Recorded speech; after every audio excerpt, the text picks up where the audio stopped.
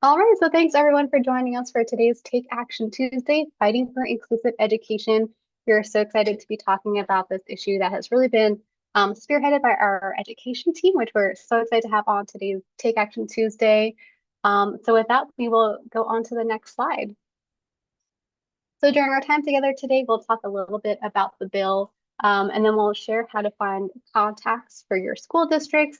We'll have time for folks to send out emails to get in touch with them, and then we'll do a little bit of a debrief to find out how that process went for y'all. Okay.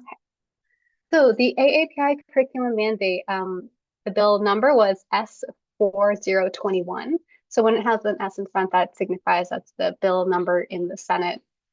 So this bill was first introduced in November 8 of 2021, and there was a lot of advocacy that went into even just getting this bill introduced, right? So bills have to go through their committees, so it had to go through an education committee before it makes its way up to the full Senate and Assembly for the vote, and then from there it would go on to the governor's desk to be signed. And so even getting this bill onto the docket was a really passionate fight from AAPI community members from across the state. Notably, there was a rally in Cherry Hill, which was the district of Assemblywoman, the chair of the Education Committee, I believe, to really ensure that she saw faces of Asian American students, of the people that would be so impacted by this bill. So what is this bill? It requires school districts to provide instruction on history and heritage of Asian Americans and Pacific Islanders, and sure they're included in public schools K to 12. We're not going to go too deep into like all the sponsors and information because this bill did pass in pretty much record time, and it made it to the governor's desk and was signed into law on January 18 of 2022. So unfortunately, there was not a lot of sort of force in terms of the implementation and resources to make this happen. And so AAPI New Jersey really took it upon itself to step in and bring this bill to life. So with that, I'm going to turn it over to my colleague, Rosalind. And I do also want to flag there is a question in the chat box. Does this law apply to private schools? I'm going to pass it over to Rosalind, let you handle that question, and then keep us going on today's session. Yeah, that's a really good question. One of the reasons that we feel like the law passed very quickly was because New Jersey has a history of passing these kinds of education mandates. So we are following in the footsteps of the Amistad mandate, which passed over 20 years ago, Holocaust, LGBTQ disabilities, which passed right before us. And oftentimes, these mandates are required for all public K to 12 schools. Private schools tend to also follow these mandates because they want to stay aligned with the state standards, but it is up to them on how they implement it and how it comes to life in their schools. Um, right now, we see that, we're 3 years into this mandate. It went into effect January or September 2022. The law was signed into effect in January. That following school year, it went into effect. And we've been working really hard to try to make sure that teachers are getting resources. One thing to note is that the bill did not come with any sort of funding attached to it. And looking back at history of what happened with Amistad, what happened with Holocaust, we really learned from the people that came ahead of us, the mandates that were signed into law. Um, those mandates were successful because the community came together and advocated for these mandates to be brought to life in their classrooms, in their communities, and because the community came together to gather the resources and share them with teachers and schools. So we've been really focused on implementation. We've been helping by uncovering Asian American history in our own state. We created this AAPI history map. We've created lesson plans that highlight Asian American history in New Jersey. And we've been working really hard to train teachers. We offer free workshops all the time for teachers to attend, and we want to make sure that they are given the tools to feel confident to bring this to life. Um, we always tell the teachers that the mandates are really the baseline. Like this is the foundation of what it takes to really create representation and belonging in your classrooms. We see that there are a lot of teachers that go even farther than the baseline. They go very deep into teaching through an ethnic studies lens. Um, but yeah, what I wanted to talk a little bit about why it matters. Um, the number one most common issue that all AAPI students face, no matter their background, East Asian, South Asian, first generation, second generation, the most common issue that they face is invisibility. AAPIs are the fastest growing population in New Jersey, but our histories, our stories are often invisible. And we know that when students see themselves reflected, they feel recognized, included, and much more engaged. So what we've done is really create a holistic system. We're trying to address multiple parts of the school system. We feel that, we've been doing a lot around supporting educators. We're trying to create systemic change. We're really working with them on curricular resources, getting them trained. And what we're doing here today is really focused on the community. So, how do we engage community members, parents, and caregivers?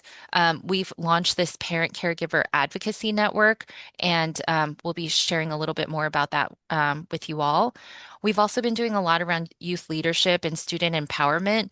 That's not the focus of the call today, but I encourage you to learn more about what we're doing here. So, on to our action today. So, the key points, PTAs really shape what happens in schools. They're trusted by principals.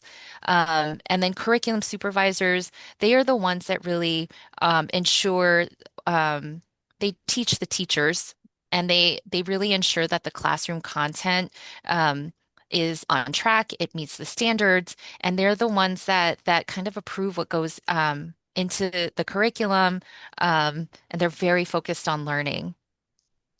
We at Teach Asian American Stories, we provide free, high quality resources for schools. So the key points are really about connecting us with the people that are either trusted by the principals or the people that are hands-on with curriculum. We feel like community action really affects how these resources are used. And if these people know that the resources exist, know that people in the community care about it, then we're really trying to, get things where they're needed. So I am going to now pass it over to my colleague, Isabella, to take us through the steps of our action. Thank you, Roslyn, and thank you all for joining us today.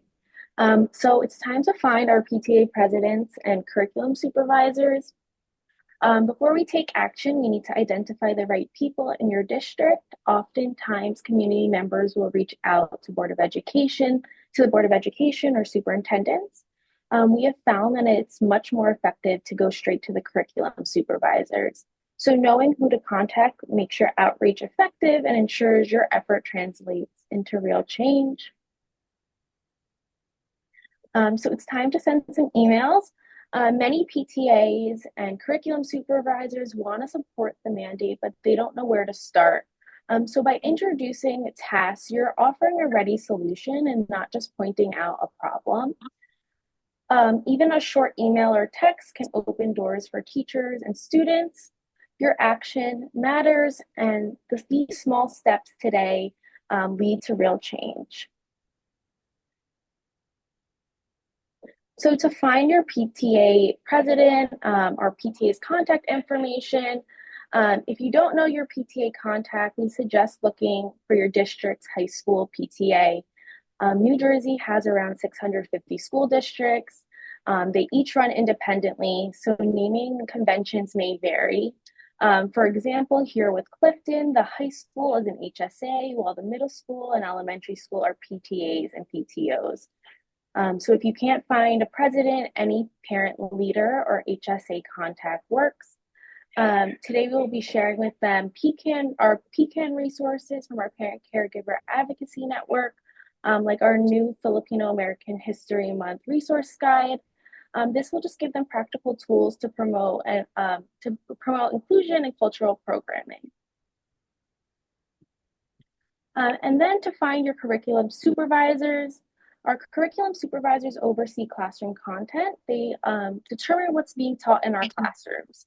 So their titles may vary between elementary, secondary, social studies, and humanities. Some supervisors also oversee many subject areas. Today, we'd like to focus on social studies, English language arts, and elementary supervisors. You can visit your district's website to find their contact information. You can search directly on their website, but you may have to do some searching and looking around to find their contact information. Some tips and tricks are to look at the staff directory. You can also sometimes find their contact information on the administrators tab or take a look at the curriculum page on your district site. We often hear that supervisors struggle to find reliable professional development providers. So by introducing them to tasks, you're helping teachers not only feel supported, but bring API history, stories, and voices to life, and then confidently meet the mandate requirements. So even a short email or text today can make a difference. We've provided 2 different email scripts, one to your PTA presidents and one to your curriculum supervisors, sharing our PCAN resources like our Filipino American History Month resource guide and our upcoming workshops this fall, will just help us get the word out. We ask that you CC me so that on all your emails so that I can help with providing any additional information that may be needed or answer any questions. Rosalind has dropped the link to the script in the chat as well. So here is our email template script for emails to your curriculum supervisors. Just highlighting some of our upcoming workshops that we have going on that are free and open to all educators to attend.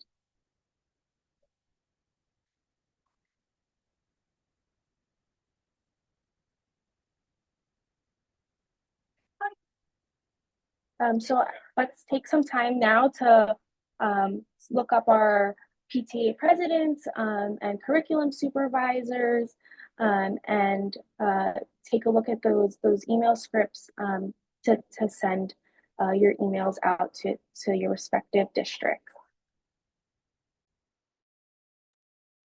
Thanks, Isabella. I think we're all going to go on mute for about 5 minutes just to give everyone time to do this. If you have any issues or problems finding contacts, just drop it in the chat and we'll see if we can help you.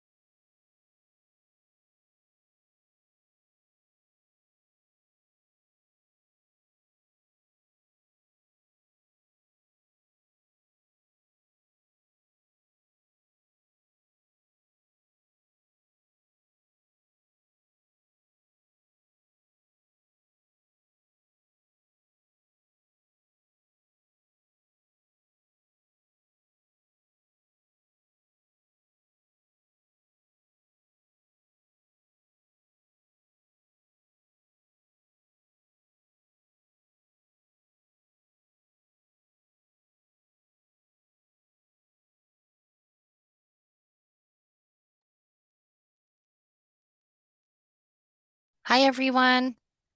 We're coming back now. Thank you so much for taking this little action. I hope it wasn't too difficult to find the contacts. I think we're going to be moving on to a debrief now, so we'd love to hear from people what the experience was like.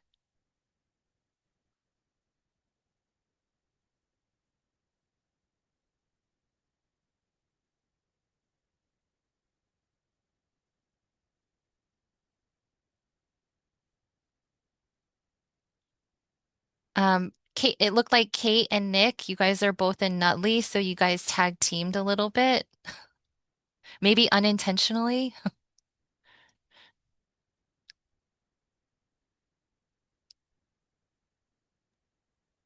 Yeah, I thought the scripts made it very simple to reach out to the folks, so thank you for providing them. So I emailed the PTO contact that you shared, Rosalind, and also the one that Kate was sharing, Janine uh, Loconsolo. So yeah, hopefully we get a great response. And I also copied Isabella on.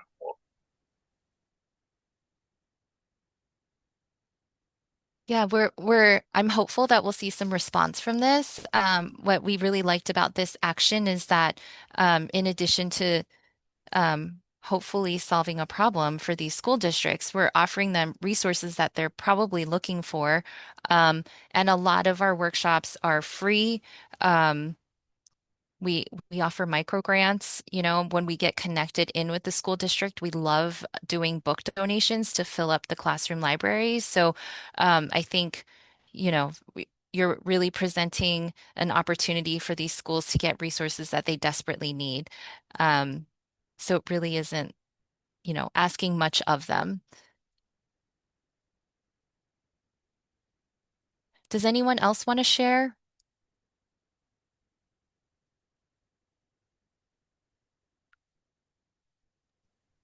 This isn't a share, but just something that I feel like I've learned from you, Rosalind, over this presentation and from other conversations, just like the layout of the school districts in the state of New Jersey. So I was wondering if you could just like quickly share the whole like kingdom fiefdom situation, just to provide some context about, why it's so important to be doing this type of like district level outreach.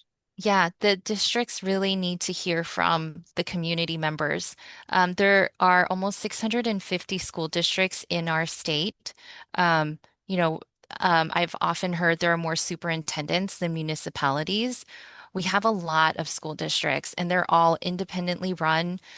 We do have our state guidelines, our state standards, and every district is supposed to ladder back up to those standards, but they can all choose to do it. Differently. So you'll find even school districts next door to each other might be structured very differently. They might have a supervisor who oversees humanities, technology, and psychology all in one. And then some districts that are very large will have supervisors that only specifically cover high school social studies. So it, with this much variation between the school districts, there's not really like a one size fits all solution. And that's something that we've come to realize in doing this work that you really have to be, take districts where they are and help them get to where they'd like to be, and meet them where they are. So, by connecting us with them, I think we're just trying to support our teachers and support the community and, you know, give them some books which they love, get them some training, and then ultimately our shared goal of creating more belonging and more visibility in our schools will happen.